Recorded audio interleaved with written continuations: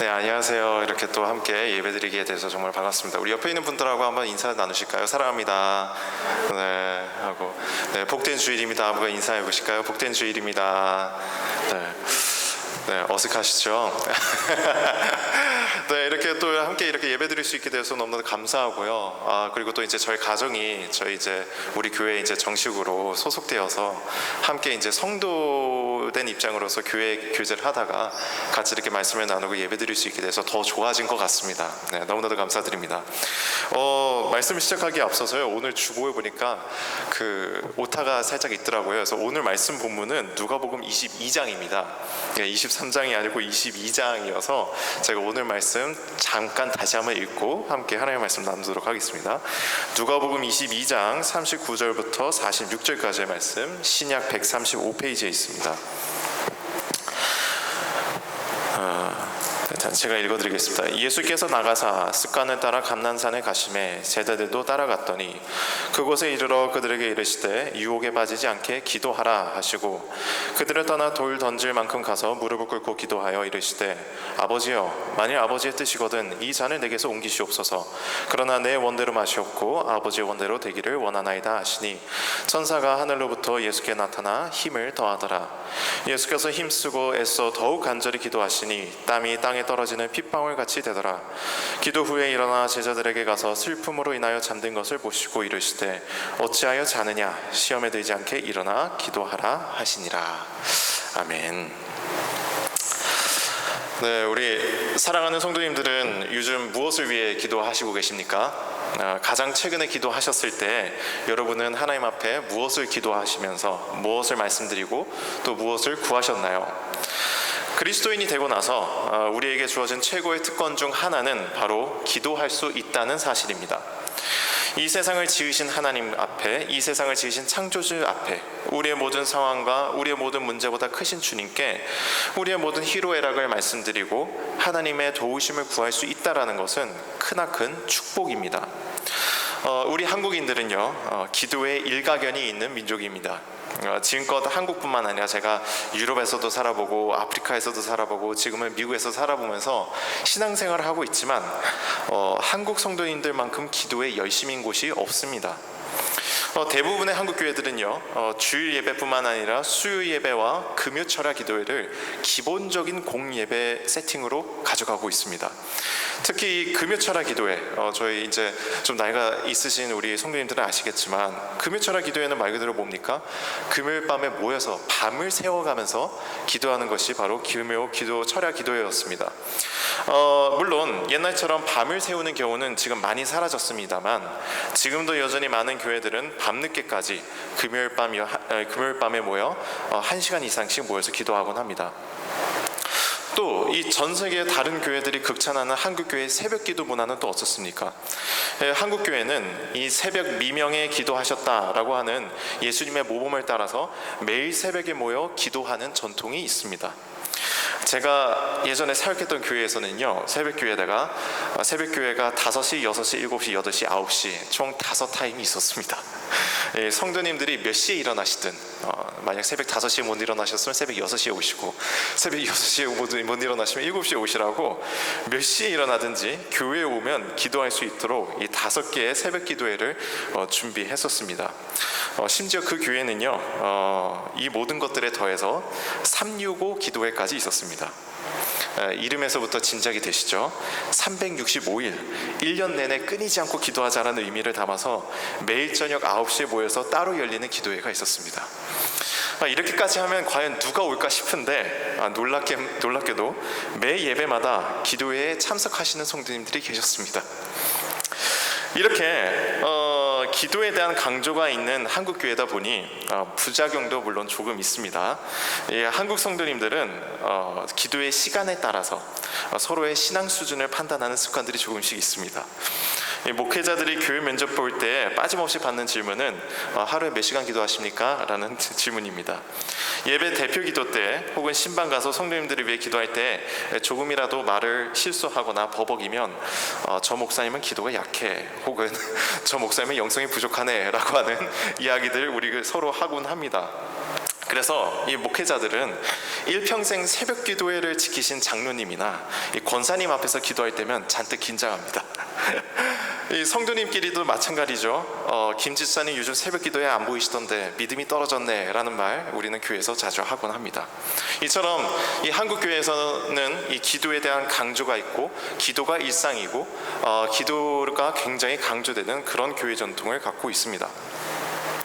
이 흥미로운 것은요, 한국 교회 안에 이렇듯 기도에 대한 열심과 열정이 있는 반면에 기도에 대한 무용론, 기도해봤자 아무런 소용없다라고 하는 이 무용론도 만만치 않게 있습니다. 이 기도하면 뭐가 바뀌나 하는 생각도 한국 교회 안에 강합니다. 이 백날 기도해봤자 아무것도 안 바뀐다라고 말씀하시는 분들이 있습니다.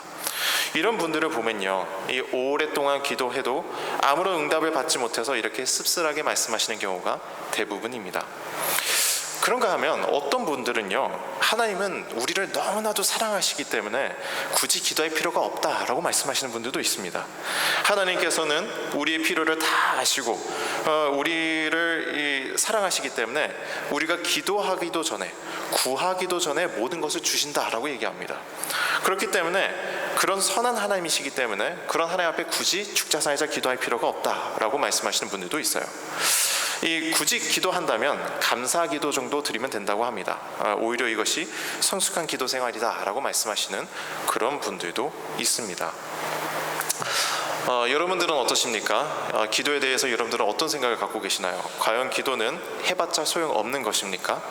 혹은 기도는 우리를 사랑하시는 하나님이 계시기 때문에 불필요한 것입니까? 우리는 이 질문들에 대한 대답을 예수님에게서 찾을 수 있습니다. 오늘 본문은 우리가 너무나도 잘 알고 있는 본문입니다. 오늘 본문은 예수님께서 십자가에 달려 돌아가시기 전에 바리새인들과 서기관들에게 체포당하시기 전에 마지막으로 하신 일을 기록하고 있습니다. 예수님께서는 체포당하시기 전에 마지막으로 하셨던 일이 무엇일까요? 그것은 바로 겟세마네 동산에서 기도하신 일이었습니다. 39절부터 읽어보면 이렇습니다. 예수께서 나가사 습관을 따라 감난산에 가시매 제자들도 따라갔더니 그곳에 이르러 그들에게 이르시되 유혹에 빠지지 않게 기도하라 하시고 그들을 떠나 돌 던질 만큼 가서 무릎을 꿇고 기도하였더라 라고 얘기합니다. 누가는 예수님께서 습관을 따라 기도하셨다라고 얘기합니다. 실제로 예수님께서는요, 기도하신 때가 이때만이 아닙니다. 이 누가복음만 봐도 예수님께서 끊임없이 기도하셨다라는 사실을 알 수 있습니다. 5장 16절은요, 예수는 물러가서 한적한 곳에서 기도하시니라 라고 되어 있고요. 6장 12절, 이때 예수께서 기도하시러 산으로 가사 밤이 새도록 하나님께 기도하시고, 9장 18절은 예수께서 따로 기도하실 때라고 얘기하시고, 9장 28절과 29절에는 이 말씀을 하신 후 8일쯤 되어 예수께서 베드로와 요한과 야고보를 데리고 기도하러 산에 올라가사 기도하실 때에 용모가 변하고 그 옷이 휘어져 광채가 나더라 라고 되어 있습니다. 이 외에도요, 예수님께서는 제자들에게 기도하기를 명령하시고 함께 기도하시고 또 우리가 잘 알고 있는 기도하는 방법, 즉 주기도문을 가르치시기도 하셨습니다. 이 복음서를 읽어보면요, 예수님의 삶은 기도로 충만했음을 알 수 있습니다. 이런 예수님의 모습을 통해서 우리는 두 번째 질문에 대한 답을 얻을 수 있습니다. 하나님을 우리를 사랑하시기 때문에 기도할 필요가 없지 않냐는 그 질문에 대한 해답을 받을 수 있습니다. 물론 하나님은 우리를 사랑하십니다. 사랑하셔도 너무나도 사랑하십니다. 그렇기 때문에 우리가 구하기도 전에 우리의 쓸 것을 미리 아시고 우리가 기도하지 않아도 그것을 주시기도 합니다. 하지만 이런 하나님의 특별한 은혜를 우리 삶의 일반 지침으로 삼을 수는 없습니다. 하나님이 그렇게 은혜를 부어주신다고 해서 우리가 기도의 특권과 의무에서 벗어나는 것은 아닙니다. 하나님께 사랑받는 것으로 따지면요, 예수님만큼 사랑받았던 사람이 없습니다. 예수님께서 세례를 받으실 때 하나님께서 하신 말씀을 기억하십니까? 그때 하나님은 이렇게 말씀하셨습니다. 백성이 다 세례를 받을세 예수도 세례를 받으시고 기도하실 때 하늘이 열리며 성령이 비둘기 같은 형체로 그 위에 강림하시더니 하늘로부터 소리가 나기를 너는 내 사랑하는 아들이라 내가 너를 기뻐하노라 라고 하나님께서 말씀하셨습니다. 예수님은 하나님의 각별한 사랑을 받으셨던 하나님의 아들이십니다. 그런데도 불구하고 예수님은 하나님과의 기도 시간을 소홀히 하지 않으셨습니다. 예수님은 하나님께 기도로서 나아갔고, 하나님은 그런 예수님의 기도를 귀 기울여 들으시며 응답하셨습니다. 우리는 여기서 하나님께서 일하시는 방식을 배울 수 있습니다. 하나님은 우리의 기도를 중요하게 생각하십니다. 하나님은 우리의 기도를 소중하게 생각하십니다. 하나님은 그냥 하나님의 원하시는 대로 하나님의 뜻에 따라서 그냥 기도를 하든지 하지 않든지 간에 그냥 행동하실 수도 있어요. 그냥 역사하실 수도 있습니다. 그런데 하나님은 그렇게 역사하기를 즐거워하지 않으시고 우리의 기도를 도구 삼아 역사하십니다. 그것이 하나님께서 정하신 방식이자 하나님께서 일하시는 원리입니다. 그렇기 때문에 하나님의 사랑을 핑계로 기도하지 않는 것은 말이 되지 않습니다. 그것은 하나님의 일하시는 방식을 이해하지 못한 태도입니다. 우리를 사랑하시는 하나님은 여전히 우리의 기도를 통해서 우리의 기도를 도구 삼아 역사하기를 즐거워하십니다. 오늘 본문을 읽어보면요, 우리가 기도해야 할 더 많은 이유들을 발견하게 됩니다. 우리가 살아가는 세상은 기도를 필요로 합니다. 세상은 복잡하고 우리의 능력으로 감당하기 버거운 일들로 넘쳐납니다. 겟세마네에서 예수님이 하신 기도문을 읽어보면요, 우리가 이 사실 때문에 굉장히 놀라게 됩니다. 다음 대목 때문에 우리가 놀라게 되는데요, 이 성경 말씀을 읽어보면 예수님께서 이렇게 기도하십니다. 이르시되 아버지여, 만일 아버지의 뜻이거든 이 잔을 내게서 옮기시옵소서. 그러나 내 원대로 마시옵고 아버지의 원대로 되기를 원하나이다. 이렇게 예수님께서 기도하세요. 복음서 전체를 통틀어서 예수님께서 이토록 고민하시고 고뇌하시고 갈등하시고 또 특히 버거워하시는 모습은 본 적이 없습니다. 예수님은 자신이 해내야 할 십자가의 사역, 자신이 감당해내야 되는 이 상황을 버거워하세요. 그렇기 때문에 이 상황을 모면해달라고 기도하셨다가 그래도 어떻게든 하나님 아버지의 뜻을 끝까지 해낼 수 있게 해달라고 갈등하시면서 기도하십니다. 원하시면 이 잔을 내게서 옮기시옵소서 라고 기도하셨다가도 그러나 내 원대로 마시옵고 아버지의 원대로 하여 주옵소서 라고 이렇게 고민하면서 기도합니다. 이런 예수님의 모습에서 바로 우리의 모습이 보이지 않으십니까? 우리가 살아가는 이 세상은요, 너무나도 버겁습니다. 일단은 너무 복잡해서 무엇이 옳고 그른지, 정답은 무엇인지, 이 와중에 하나님께서 기뻐하시는 뜻은 무엇인지 알기가 너무나도 어렵습니다. 제가 예전에 한국에서 사역했을 때 교육부서에서 초등부를 맡아서 이제 사역을 했었습니다. 한 200에서 300명 사이에 이제 아이들이 모이는 그런 부서였기 때문에 이제 학부모님들을 많이 만나볼 수 있는 그런 기회들이 있었는데요. 이 학부모님들하고 만나서 대화를 나눠보면 하나같이 하시는 말씀이 한 가지가 있습니다. 그거는 이제 한국 교육에는 문제가 많다는 것이었습니다. 만나는 학부모님들마다 한국 교육은 문제가 많다, 이런 말씀을 끊임없이 하세요. 이 학원 같은 사교육이 공교육을 위태롭게 한다라고 말씀하시기도 하고, 그 누구도 살아남지 못하는 학생들 간의 숨막히는 경쟁도 문제다라고 말씀하시기도 합니다. 이 학교에서 배우는 교과 내용에도 문제가 많고 그것을 배우는 방식, 이 교수법에도 문제가 많다라고 하십니다. 그러면서 많은 분들이 그런 말씀을 하셨어요.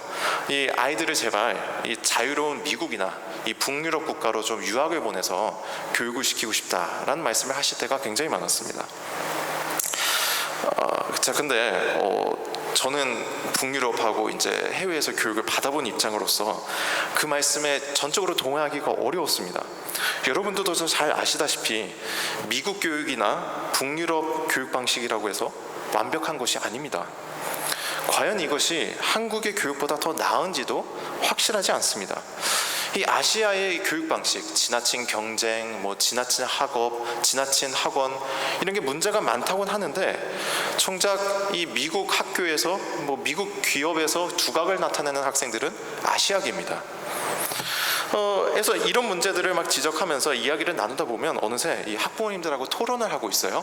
한국 교육의 문제에 대해, 한국 교육에 대해서 옥신각신하고 있는 모습을 제 자신을 발견하고 있습니다. 이처럼 교육 분야는 어렵습니다. 무엇이 정답인지 알기가 어렵습니다. 예전에 한국의 한 유명 정치인이 했던 말이 기억이 납니다. 그때 이제 한국의 정권이 바뀐 지가 얼마 안 됐는데 이제 새로 들어선 정부가 성공하기 위해서는 어떻게 해야 되겠냐라고 이제 아나운서가 물어봤어요.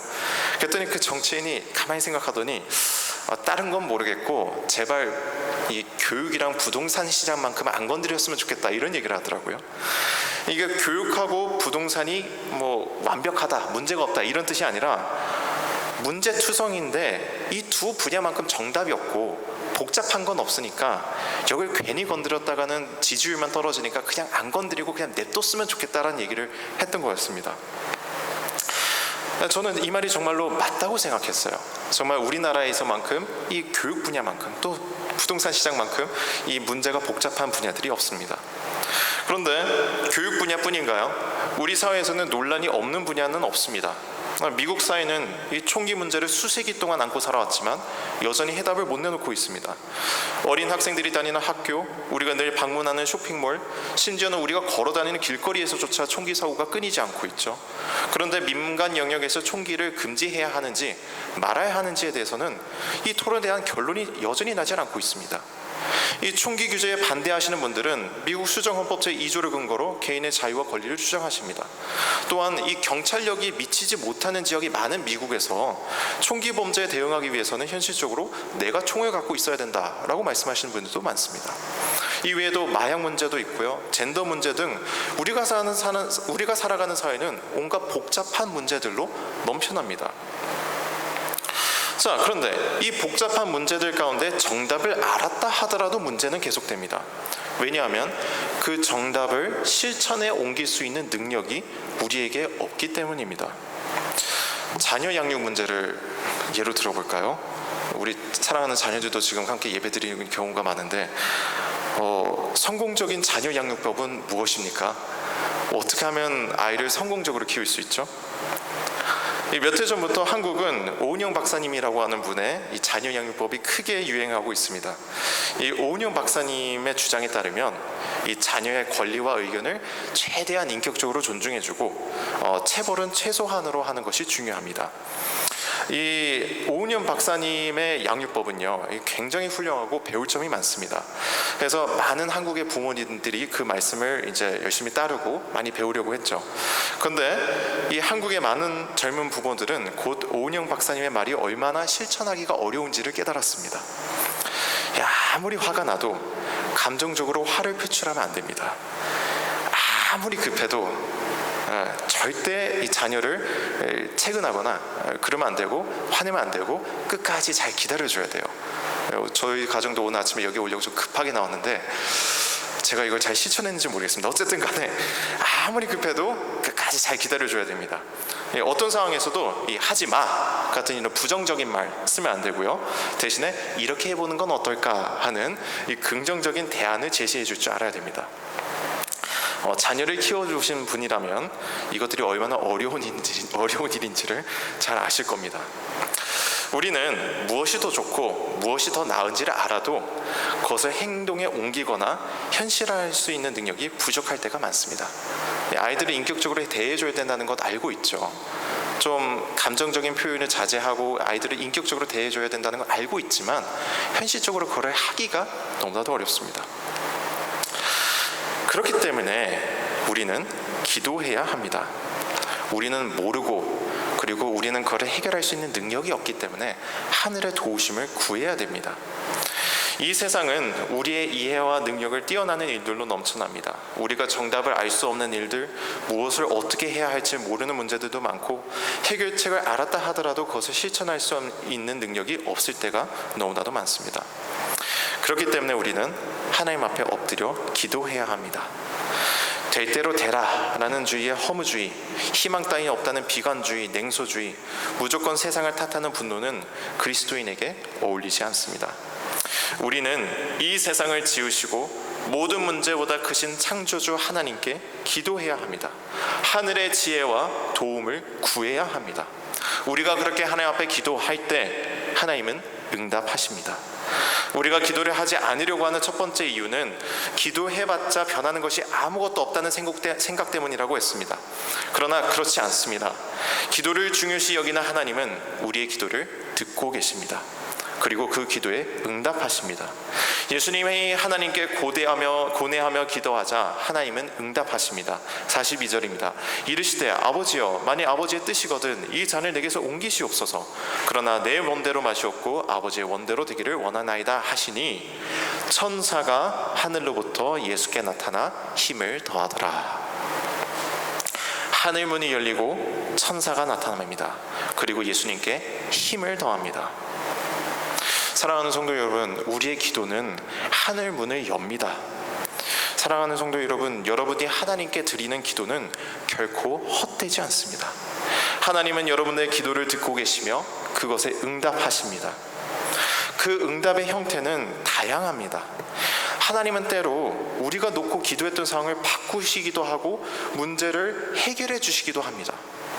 제가 기억나는 사건이 하나 있는데요. 제가 10년쯤 전에 더 됐겠군요. 제가 대학생 때 저희 교회 예배를 드리러 갔는데 저희 교회 집사님 중 한 분이 급하게 응급실로 실려가셨다는 그런 소식이 교회에 들려왔습니다. 그래서 급성 이 뇌졸중이었는지 어떤지 아무튼 뇌 쪽에 이상이 있으셔서 응급실에 가셨는데 그쪽 병원에서 의사들이 이제 더 이상 가망이 없다, 희망이 없다, 이제 마음의 준비를 하시라, 이런 말씀을 가족들에게 전했어요. 그래서 이 소식이 이제 당시 오후 예배 바로 시작하기 전인 우리 교회에 들려왔습니다. 그래서 이 소식을 듣고 그때 우리 온 교회가 그때 정말 그 오후 예배 시간 내내 1시간 동안 계속 기도를 했어요. 그 집사님을 위해서. 그 온 성도님들이 다 모여서 그렇게 하나님께 구해달라고, 살려달라고, 병원에선 가망이 없다고 하는데 하나님께서 제발 치료의 손길을 베풀어달라고 그렇게 간절하게 온 교회가 모여서 기도했습니다. 그러는데요, 정말로 그 집사님이 살아나셨어요. 그 병원에서는 가망이 없다고 했는데, 희망이 없는데 정말로 놀라운 하나님의 은혜로 살아나셔서 지금까지도 신앙생활 잘 하고 계십니다. 이처럼 하나님께 우리가 기도를 하면 하나님께서 우리의 상황과 우리의 문제를 직접적으로 바꾸실 때가 분명히 있습니다. 하지만 그것이 하나님께서 응답하시는 유일한 형태의 응답은 아닙니다. 때로 하나님은 우리에게 위로를 주십니다. 고뇌하면서 기도하는 우리를 감싸 안으시면서 힘을 더하여 주시기도 합니다. 그 상황을 견디며 버텨낼 수 있는 힘을 주십니다. 오늘 본문에서 예수님께서 받으셨던 응답이 바로 이런 종류의 응답입니다. 하나님은 예수님의 상황을 바꿔주시지 않으세요.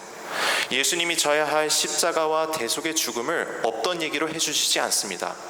다만 예수님께서 기도의 끈을 놓지 않도록, 하나님 바라보기를 계속할 수 있도록 붙잡아 주십니다. 천사가 하늘로부터 예수께 나타나 힘을 더하더라. 예수께서 힘쓰고 애써 더욱 간절히 기도하시니 땀이 땅에 떨어지는 핏방울같이 되더라. 저는 이것을 기도의 위로라고 부르고 싶습니다. 우리가 기도를 하면 하나님이 주시는 위로가 있습니다. 상황은 변하지 않았지만 그 상황을 계속 견뎌낼 수 있도록, 기도의 끈을 놓지 않도록, 힘들지만 계속해서 하나님을 바라볼 수 있도록 해주시는 위로가 있습니다. 그리고 그것이 예수님께서 승리하신 비결이었습니다. 겟세마네 동산에서 예수님은 천사의 위로를 힘입어 계속해서 기도하십니다. 땀이 핏방울이 되도록 계속 기도하시며 현실의 문제를 두고 하나님과 씨름하기를 계속하십니다.